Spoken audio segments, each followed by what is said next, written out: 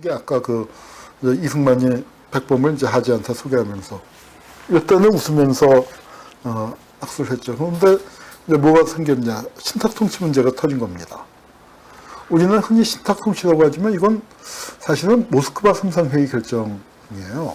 그래서 이제 모스크바 3상회의 결정이란 건 조선의 독립 문제, 조선을 어떻게 이제 일제가 패망하고 소련과 미국이 양분해서 군사적으로 점령한다, 어떻게 조선 독립정부를 세울 것인가 하는 문제를 논의했는데, 언제? 우리 갈라놓고서 석 달이 넘어서, 거의 넉 달이 다 될 때, 100일이 넘어지는 데를 만난 거예요. 왜? 미국 소련이 너무 바빴다 이거야. 한국 문제는 그 당시에 차 우선순위가 차 뒤에 밀려 있으니까 유럽 재건이니 뭐니 하다가 참 한국은 어떻게 할까? 그 얘기를 8.15 이후에 석 달이 넘게 지나서 12월 며칠이죠? 8일인가 9일인가 그 모스크바에서 모여갖고 그 삼상회의를 했단 말이에요. 그러면서 거기서 이제 얘기가 된 게 뭐냐면 조선, 독립시켜야지. 근데 그럼 어떻게 해? 지금은 미국과 소련이 분할 통치를 하고 있는데, 5개국 신탁 통치를 해. 신탁 통치 얘기는 그 전에, 얘기가 있었으니까. 그러면은 미국, 영국,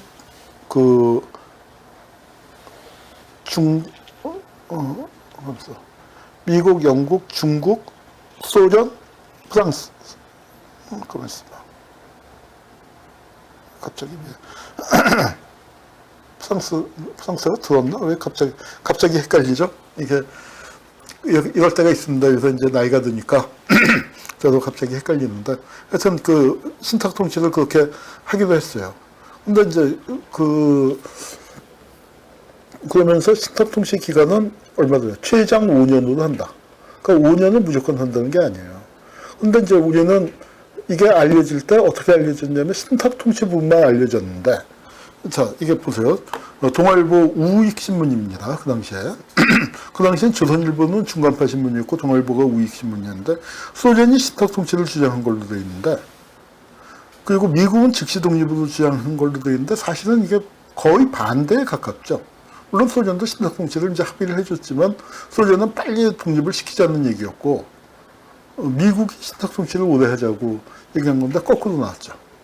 그리고 그 다음에, 조선, 정부 수립 얘기는 빠지고 신탁 통치 얘기만 들으니까 사람들이 다 반발했을 거 아니에요.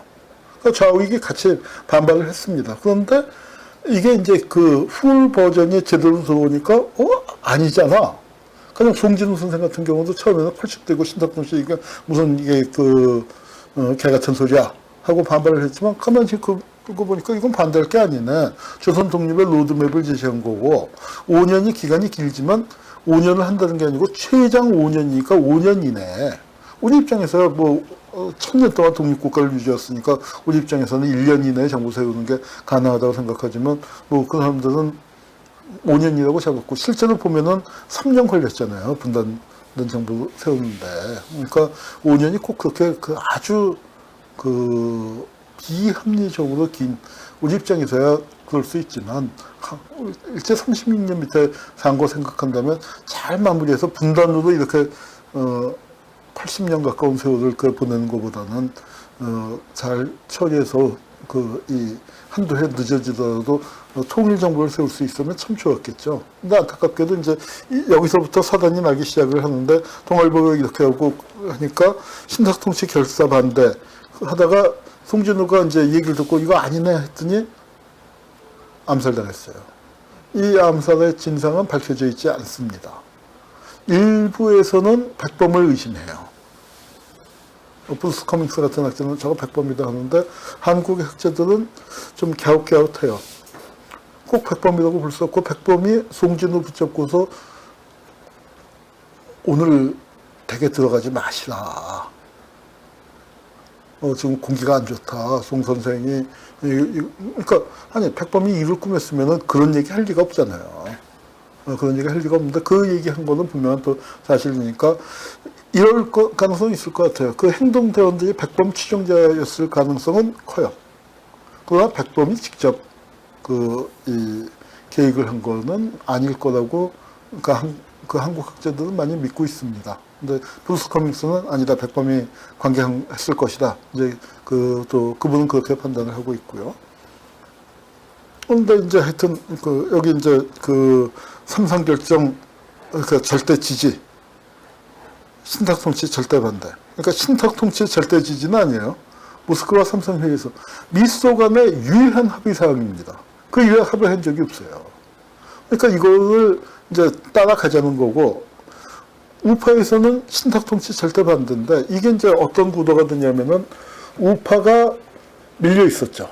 명분이 없었는데. 그런데 우파가 민족적인 걸 내세울 수가 없었는데 여기서 민족적인 걸 내세우고, 좌파는 오히려 삼상회의 절대 지지하면서 이상하게 그때 동아일보가 공작을 해갖고 박헌영이를 완전히 바보를 만들었죠. 그래서 박헌영이가 소련 연방에 가입을 하자고 그랬. 무슨 박헌영이 뭐 3살짜리 철부지입니까?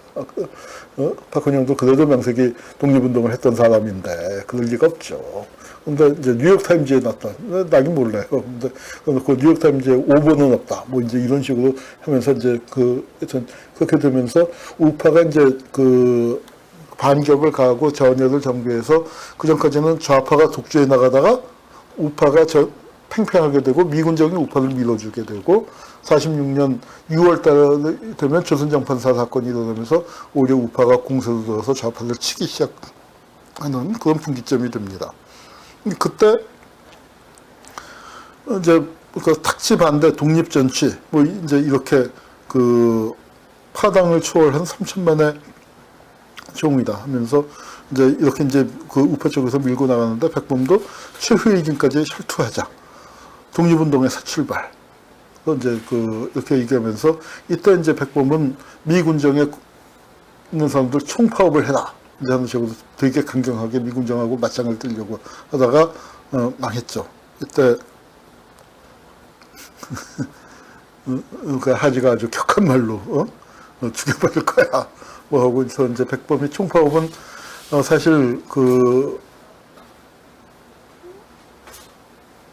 거의 미군정에서는 쿠데타라고 표현을 할 정도였어요. 쿠데타라고 했는데 말빨은 안 먹혀 들어갔습니다만 어쨌거나 반탁 운동을 세게 일으켰는데 반탁 운동의 양대 거두가 이승만과 김구가 된 거예요.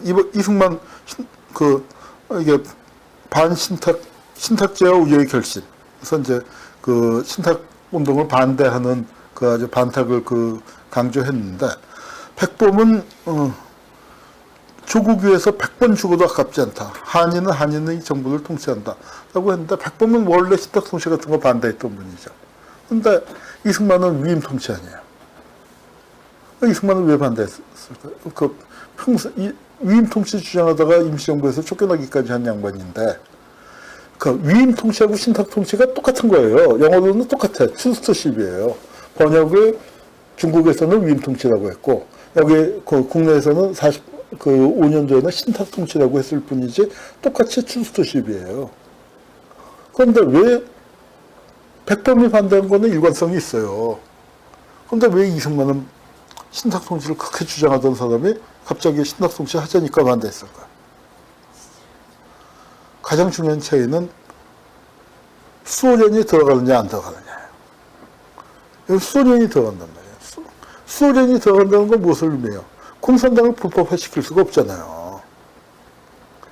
그러니까 공산당하고 경쟁을 해야 하는데 그러면은 그건 불리하다 이거예요. 당시에 조선의 대중들의 어떤 정서 같은 게 사회주의적 지향을 상당히 갖고 있었는데 그런 걸 생각할 때 이거 소련이 들어오면 재미없어 하니까 이 소련이 들어있기 때문에 반대를 하는 겁니다.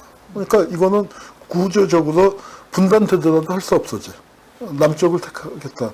뭐 46년 정업 발언이 그러니까 이게 마음을 표현한 건 단독 정부를 표현한 건 그때가 처음일지 몰라도 이승만 입장은 뭐 이때부터 분단으로 가는 게 맞다, 유리하다 이제 생각을 한 것 같아요. 그래서 이제 하여튼 신탁 통치 반대 운동을 하는 사람들이 경기장에 이제 모인 거였죠. 이건 이제 국내에 들어오셔서 좀 여기저기 다니실 때 마곡사도 다시 한번 가셨었고 이시영 선생이랑 다 모시고 이제 한번 총출동을 했던 것 같아요. 여기는 윤봉길 의사 댁을 간 겁니다. 조성환 선생이랑 같이 갔네요. 윤봉길 의사 아버님이랑 이제 해서 동생분들 있고, 이게 윤봉길 의사 유해 모셔오는 장면인데, 유해를 맞으러 부산까지 갔습니다. 이 유해 사진은 훨씬 더 많이 있는데 제가 잊어버리고 안 해서 나중에 그건 윤봉길 의사 유해나 돌아오지 못한 독립투사를 그때 보여드리겠습니다. 이게 그래서 대한순국열사 유골 봉환 회장. 이제 그래서 이건 부산이에요. 부산이고 거기서 실내고요. 이봉창 의사의 사진이 보입니다. 이제 이렇게 3의사, 그러니까 윤봉길, 가운데가 윤봉길, 이봉창, 그 다음에 백정기 의사를 모셔오는 거고, 백범 선생 뒤에 서 계신 분이 위당 정인보 선생이에요. 이제 유해를 모셔오는 장면입니다. 일본에서 유해 발굴하는 사진이 있는데, 그 사진도 같이 보셨으면 좋을 텐데 제가 잊어버리고 준비를 못했습니다. 그래서 국내에 와서 있고, 이건 이제 아까 보셨죠, 강화도 광고. 이건 어딜까요? 개성입니다. 개성. 그 당시에는 개성이 38선, 그 정몽주가 죽은 선주교 방문한 거죠. 엄황섭 선생이 또 역시 옆에 계시네요. 이건 나석주 의사의 20주기 추도회. 이 추도회에서 백범이 추도사를 합니다.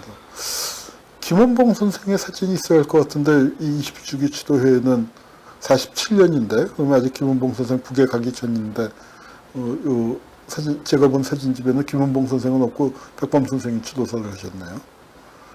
이분이 안미생, 안중근 의사의 조카고 백범의 큰 며느리인데, 미국으로 가서 연락이 끊겼다 하는데 지금 제가 기억이 헷갈려요. 내가 어렸을 때 외갓댁에서 본 것 같은데, 오늘 강연을 앞두고 형들한테 물어봤는데 형들은 기억이 안 난다는 거예요. 나는 분명히 할아버지께 물어봤든지 할머니께 물어봤든지 이제 좀 못 보던 분이 계셨는데, 뭐랄까, 여성한테 그런 말을 쓰기 좀 그렇지만 풍채가 좋은, 굉장히 후덕하고 인상이 좋은 분이 제 기억에는 빨간 세타를 입은 게 기억이 나는데, 그래서 이렇게 누군데서 우리 친척은 아닌 것 같고, 그래서 나중에 이제 저분이 누구냐 했더니 안중근 의사 조카인데 백범 선생 며느리다. 이제 그렇게 내 머릿속에는 그렇게 입력이 돼 있어요.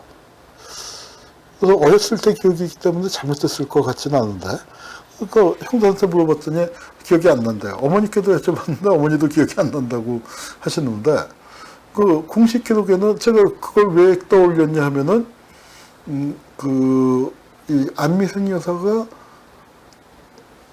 미국으로 이민 간 다음에 유족들하고 연락이 두절됐다. 그래서 무슨 얘기 내가 어렸을 때 봤는데 했더니 또 물어보니까 연락이 안 된다. 백범 쪽에 연구하는 분들이. 그러셔갖고 이상하다 해서 좀 한 번 더 확인을 해봐야겠습니다. 그러니까 아버지 살아계셨으면 훨씬 더 정확하게 하셨을 텐데, 아버지도 돌아가신 지가 오래됐고 다른 외가 쪽 친척들한테 좀 물어봐야겠어요. 여기는 조한구 선생. 조한구 선생하고 백범 선생하고 키 차이가 많이 나죠. 20cm 이상은 날 것 같습니다. 조한구 선생은 또 특히 작았고, 옛날 분들, 작은 분들은 진짜 작아요. 이희승 선생 같은 분은, 저도 키가 안 크잖아요. 그런데 이희승 선생님 뒤에 가서 이렇게 서보니까 약간 까치발을 하면은 머리가 요 안에 들어오시더라고요. 옆에 서서 한번 서 계실 때 한 적이 있는데, 또 유명한 사진이죠. 이승만과 김구가 덕수궁에서 만났습니다. 47년 7월. 그러니까 이승만과 김구 사이의 합작이 깨지기 직전. 아마 2차 미소공동위원회 때 사진이에요. 그래서 이게 안재홍, 민정장관에서 안재홍이고, 스티코프, 소련군 사령관이고, 백범, 이승만입니다. 이 사진이 이게 이제 백범 선생이 굉장히 하고 계시죠. 장덕수 선생의 장례식장입니다. 장덕수 선생이 암살을 당했는데 이게 백범이 시켰다. 이제 하는 식으로 해갖고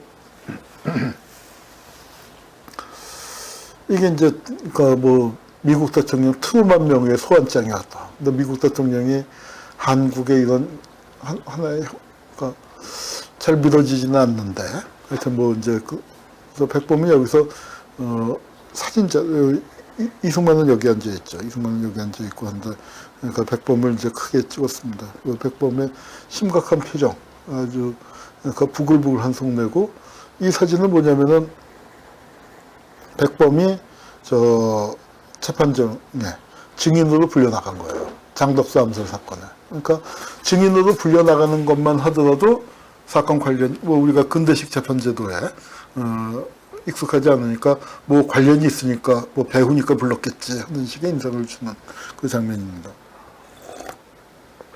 그래서 여기서 백범이 이제 직업이 뭐였더니 독립운동가요. 아니 전 직업 말고 했더니 난 지금도 독립운동하고 있어.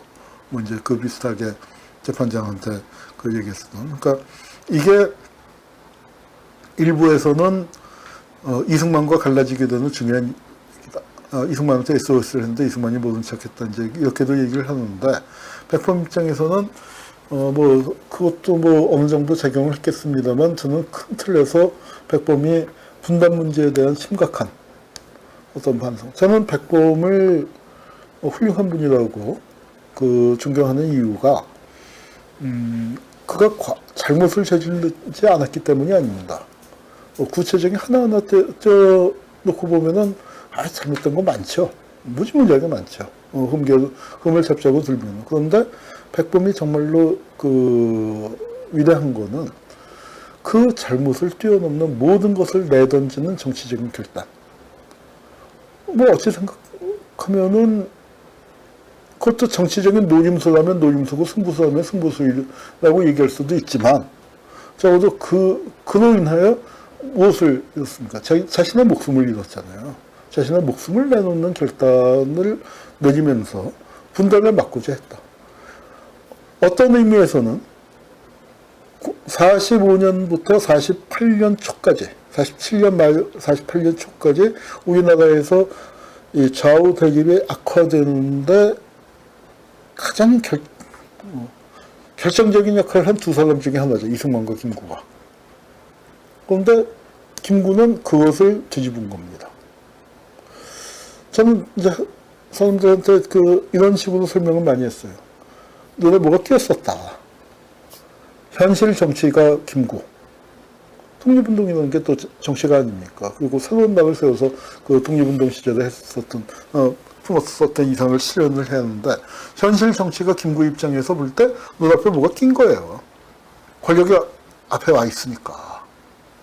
그래서 권력을 잡기 위해서 수단과 방법을 가지지 않고, 그죠? 이제 다가서는, 그런 과정에선 친일파한테도 적당히 손잡고, 그러니까 임시정부, 아까 한민당 같은데 찍어 누르기도 하고, 또 친일파들이 준 돈은 거부하기도 했지만, 또 사실은 경계정 이런 데가 친일파 최창하기가 살던 데 아니에요. 뭐, 그러면서 또 뒤로도 또 뭐 돈을 받고, 그런 거 따지자면요, 왜 없겠습니까? 무수히 많죠. 그런데, 이제 이렇게 하다가 보니까, 그 백범도 어떻게 생각했냐면, 이제는, 여태까지는 민족 대 반민족의 대립이었다. 그런데 이제는 일본이 물러났으니까 우리 민족 내에서 좌우 대립이 시작되는 시기고, 그래서 우파 모여. 그래서 우파를 중심으로 모이다 보니까 어떻게 돼요? 옛날에 친일파들도 우파 그 깃발 안에 꽤 많이 들어 있었단 말이에요. 상당히. 그러니까 백범이 모른 척 하거나, 이용하거나, 알고도 이용했다고, 봐야겠죠. 그렇게 해서, 그렇게 갔어요. 그런데 권력이 눈앞에 다가오는 게 아니야. 그리고 권력을 잡더라도 이거는 반쪽밖에 안 되는 거예요. 적어도 백범은 반쪽 국가의 대통령이 되고 싶어 하지는 않은 것만은 확실해요. 어떻게든 통일돼야 한다.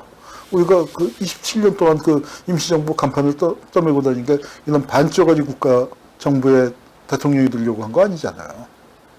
그러니까 그 부분에서 이제 그 결사적으로 통일을 주장했었던 거고, 안타깝게도 임시정부를 했었던 분들 중에 상당히 많은 분들이 저쪽으로 갔죠. 그러니까 예컨대 우리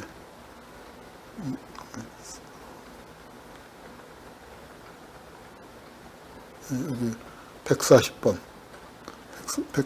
사진에 보면 우리 대한민국 정부가 수립됐을 때 거기 참여한 분이 이승만이 임시정부 초대 대통령입니다. 부통령 이시영은 임시정부에서 가장 오랫동안 강요를 지낸 분이에요. 국회의장 신익희 임시정부 국무위원이에요. 국무총리 이범석 광복군의 참모장입니다. 무임소 장관 지청천 광복군 사령관이에요. 이렇게 본다면은 대한민국 정부에도 친일파만 있었던 거 아니고 임시정부 출신들이 굉장히 빵빵하게 포진이 되어 있죠. 물론 6대4, 7대3 정도로 정부에 안 들어간 분들이 훨씬 더 많죠. 훨씬 더 많지만 그래도 정부 내에서 이렇게 쫙 내놨을 때 나름 근사하게 들어갔단 말이에요. 그런데 이분들은 왜 들어갔을까 생각하면 그래도 평생을 백범에 가장 가까운 동지로서 활동했었던 분들이 왜 들어갔을까 생각해 본다면, 그래서 뭐 저분들이 꼭 글을 남긴 건 아니지만 백범과 같이 통일 정부를 하면서 반쪽 정부 세우면 안 돼. 반쪽 정부 세우면 전쟁이야. 이제 이랬지만 이분들은 현실적으로 통일 정부를 세우는 게 불가능하다고 판단을 했던 것 같아요. 남쪽은 미국이 점령하고 북쪽은 소련이 점령하고서 미국 세상, 소련 세상인데 미국과 소련이 합의를 안 하는데 어떻게 통일정부가 서? 불가능하다 이거야. 그러니까 남쪽은 미국 입맛에 맞는 정부 세우고 북쪽은 소련 입맛에 맞는 정부 세워서 살살 잘라서 미군과 소련군을 내보내고 난 다음에 우리끼리 협상을 해서 두 정부를 합쳐서 통일국가를 세우자. 그게 현실적인 기계라고 생각했던 것 같고, 제일 좋게 해석을 했을 때 백범 선생은 안 돼. 그러다가 전쟁 나. 그게 백범의 뜻이었던 것 같아요. 그래서 어쨌거나 백범은 이건 절대로 있을 수 없다 해갖고 이제 반대를 하신 거죠. 그래서